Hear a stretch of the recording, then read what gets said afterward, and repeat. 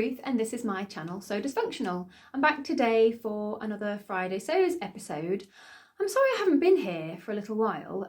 Easter was utterly mad. We had both the kids at home for the whole time and I just didn't get any time to sew or any time to think about sewing or filming or anything like that. And also I had a really bad cold for a couple of weeks and that wouldn't have been pretty on camera anyway, so you wouldn't have wanted to see me. But I'm back now. I think it's been maybe 4 weeks since I did a video.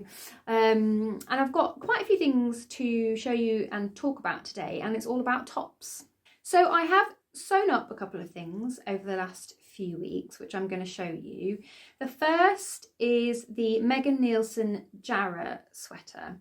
I will put in a video of me wearing it and I'll probably talk a bit about the adjustments and stuff that I've made to it whilst I'm wearing it. So the Nielsen Jarrah is not necessarily a pattern that I ever thought I would buy. The main picture for the pattern is the view that has a very, very obvious high-low hem front and back. It's quite cropped at the front and quite long at the back. And it has some strange, well, I consider to be slightly strange options for very long sleeves, but then with a split. I cannot imagine ever wearing a sleeve that was sort of dangling almost down to my fingertips, but split away from the wrist. I mean, I would just be pushing that out of the way the whole time.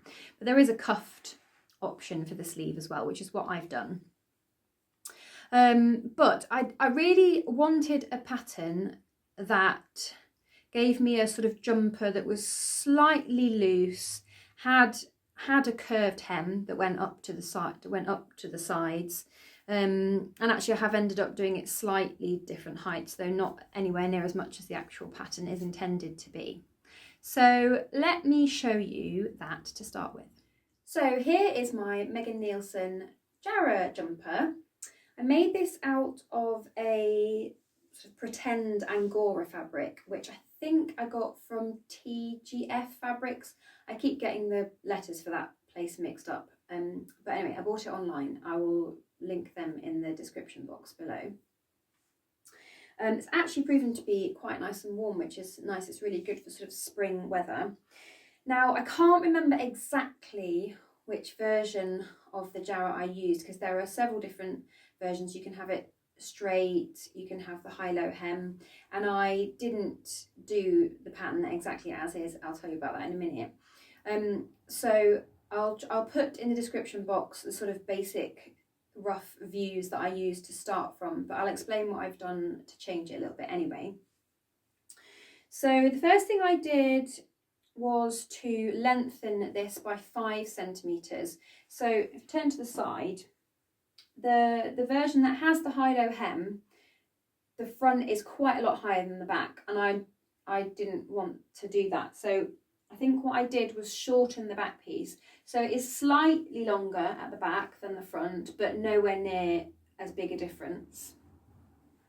And when I'd done that, I also then lengthened the whole thing by about 5 centimetres, because the front was kind of designed to be that sort of like cropped jumper at the front, and I didn't want that length. So that was what I did with the bodice in terms of the length. I graded from a size 2 at the bust to a size 8 at the hips. I'm quite happy with the amount of room in it. I actually wonder whether when I make another, I might actually take some out of the width of the hip. I just find, or I am discovering, I should say, I like the idea of a very straight up and down style, or sort of A-line style for a top, but actually there's so much extra fabric in my back, and my tummy is carrying a bit of extra weight at the moment, but my shape is also to curve. My tummy curves out and my back really curves in. So I'm just finding that what this does is makes me feel really shapeless. And I know that's sort of the point of the design, isn't it? To be a straight up and down. But because I see myself very much as a sort of in at the waist and out at the hips, yeah, I just feel like I'm wearing a bit of a triangular sack when I catch myself from side on view. So yeah, I might actually just grade down maybe to a 6 next time I do this instead of an 8. Let me know what you think about that idea, or I could just actually grade the back piece slightly smaller so it takes ream out across the back, because actually I'm not too unhappy with the shape at the front. What else did I do? I made the cuff smaller. I don't really know why, but the cuff piece, when I measured it and measured around my wrist, it was really, really big. And I don't see the point of having a cuff if it's not actually going to sort of be close-ish to your wrist. So I measured around my wrist and decided, I think I made it about 20 centimetres in the end. I took maybe 4 or 5 centimetres out of it. And this fabric is so stretchy that it's gone in fine. There's no puckering or anything.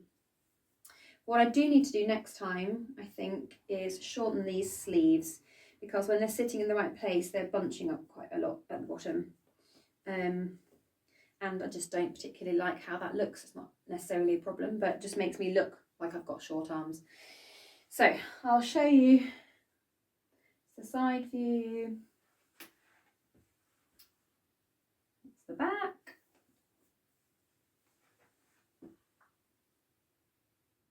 So that was my Jarrah, and I'm hoping to make another version of it out of this. And I've shown you this fabric before. I bought this from Lamazi Fabrics. It is a Mind the Maker fabric. I can't remember exactly what it's called, but I think it was in my previous video. It's a jacquard knit fabric with a leaf design on it. It's quite a bit heavier than what I've made my first Jarrah out of. So I'm hoping that if I adjust the fit slightly to make it possibly a little bit more slimlined, and it's very, very stretchy this, so it'll stretch over any bits that it's closer fitting onto, and then the rest of it hopefully will hang really nicely and not sort of create so much of a tent shape on me. The next thing I've made is a t-shirt using 2 patterns. So I've hacked together the Renfrew top by Sewaholic Patterns and then the Jarrah sweater as well. And I will show you that now. So here is my Renfrew and Jarrah hacked t-shirt. As you can see, it's got proper set-in sleeve. That's from the Renfrew pattern. And the neckline is from there as well. Although actually I think maybe I raised the neckline from the original pattern when I made a top out of it before. And then I just sort of mashed together from under the arm with the Jarrah and essentially swung the pattern out slightly so I had more of an A-line shape. And I've also got the slight sort of lift up at the side, so you've got slightly dipped hem at the front and the back. It's really, really comfy, and I'm sure I'll wear it loads in the summer. But I've got the same issue with it as with the Jarrah. I've got all of this extra fabric here at my back, and then this actually fits quite closely around the back of my bum there. And then it sort of flaps here, so it sort of creates this strange silhouette from the side. I mean, I think it looks fine from the front, and I'm not going to walk around looking at myself from the side, so it doesn't really matter. But in terms of trying to find a fit that I really, really like, I'm not sure that this is it. I don't know, what do you think to the shape of this one?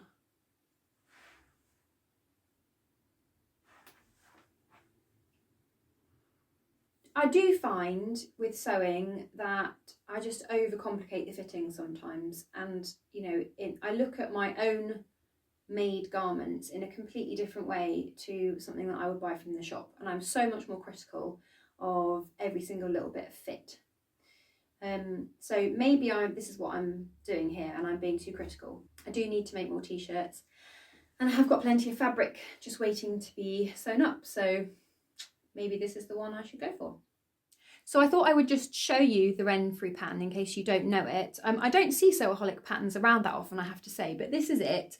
And I was right. So it comes with quite a low scoop neck, a V-neck, or there's an option for like a big roll neck. But when I made this before as a pyjama top, I lifted the neckline up to make that quite close crew neckline. But that's not too much of a difficult hack to do. So I've also got two things cut out ready to sew. They've actually been cut out for a little while, I just haven't had the chance to get onto them. The first is a Deer and Doe plantain t-shirt. I made one of these last year, but I found that it felt a little bit tight across the upper chest area and across my back. And I had actually graded over 2 sizes from the sort of the bust up and then down to the hips. So I printed out and recut out a single size in the hope that that issue will be solved across that upper part of my chest. I've cut it out. I'm just going to show you a scrap in this fabric. Again, it was in my last video, I think. I bought it from Lamazi. It's a viscose. Now, I would have said that the Deer and Doe plantain t-shirt was possibly more suited to a cotton jersey rather than a viscose jersey. This is very, very drapey and quite thin. Not in a bad way, but you know, in comparison to a cotton jersey. But I just thought I'd throw caution to the wind and try it with this and see how it turns out. So that's all cut out and ready to go. The other thing I am about to have a go at making is actually a copy of a top that I'm wearing now. So this is a fat face top. They're always making these. I think it's just like a traditional stripe Breton long sleeve t-shirt with the boat neck. Now I appreciate that I've got the same sort of issue, like the shoulders really are too wide for me and they kind of drop off a little bit. But you know, it's something that until I started cutting the pattern out, I've never really worried too much about. So I had two of these, and the other one is this one, and I have cut it up to create my pattern. I felt quite sad cutting it up because, as I already said, I don't have a whole load of tops to wear, but you can see here it was doing this. It was starting to do this all over the place. So there were holes in the binding, there were odd holes everywhere. I mean, I've worn these 2 tops to death over the last 3 or 4 years. And there's plenty of fabric in it for me to use it. I'm going to probably just cut it into a t-shirt for my daughter for the summer.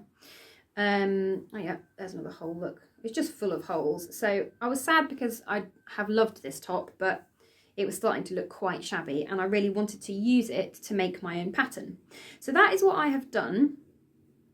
I'm hoping that it will turn out okay. So I'm going to have to make some binding to go around the neckline, and I'm going to attempt to sew it in exactly the way that I have sort of puzzled out that it has been made by the manufacturer. So whether it'll work or not, I don't know. But I'm hoping it will. I'm slightly worried about the shoulders, putting them together, because the front and the back pieces are bound at the neckline first and then sewn together at the shoulder. So there's actually quite a lot of layers to sew through for this shoulder seam. And I'm not entirely convinced that my machine is going to do that without moaning at me. But I'm really hoping that it'll be okay. I've cut it out in this fabric. That's the wrong way around. So this is another viscose jersey, and in comparison, this is a cotton jersey top, although, as is quite often the case, I find it's a much lighter weight cotton jersey than a lot of the things you buy from the sewing shops. I do tend to find that cotton jersey seems to be heavier weight when you buy it as fabric as opposed to what you get ready to wear stuff made out of. Anyway, that's by the by. I've used a viscose for this. I'm hoping that it will sort of be structured enough for it, but it'll also have plenty of stretch in it in case I've made any mistakes with the measurements and stuff. I had to rebalance out the sleeves a bit, and this is one thing that I was going to talk to you about in terms of sewing up stripy fabrics. So my Ren and Jarrah t-shirt, that's the navy and white striped, well, very much like this one actually. When I was cutting that out, in order for me to have the stripes running straight across the top, pretty much, the fabric was not folded at a true straight line. So I'll try, I did take a picture of it, so I'll try and insert a picture so you can see sort of what I mean. But basically what that meant was that if I was folding the fabric on the true grain of the knit, which you find by, you know, like if you look closely at a knit fabric, you can literally see the vertical rows of knitted stitches. In theory, that's the grain line of a knit.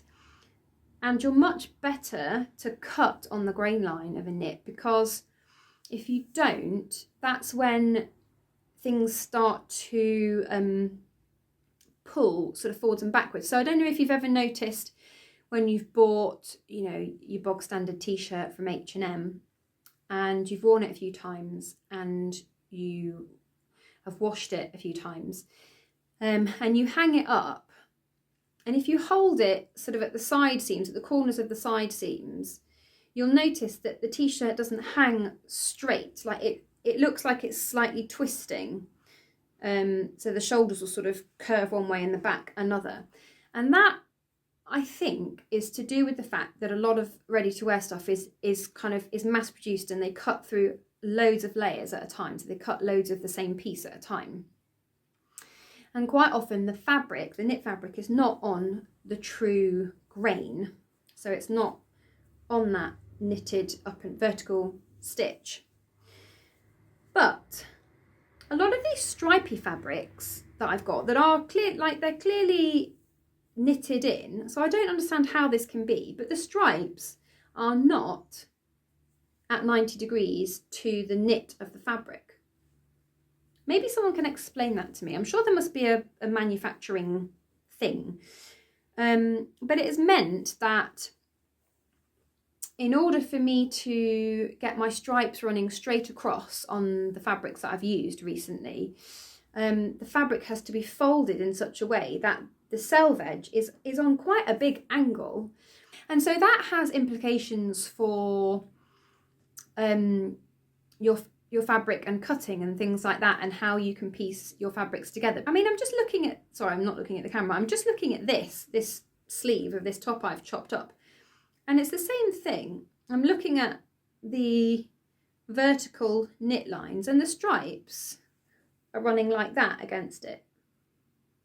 I don't know, I'm a bit confused, but it's made cutting out all this stuff with stripes a heck of a lot more difficult than I thought it was going to be. But anyway, that's my musings on stripes.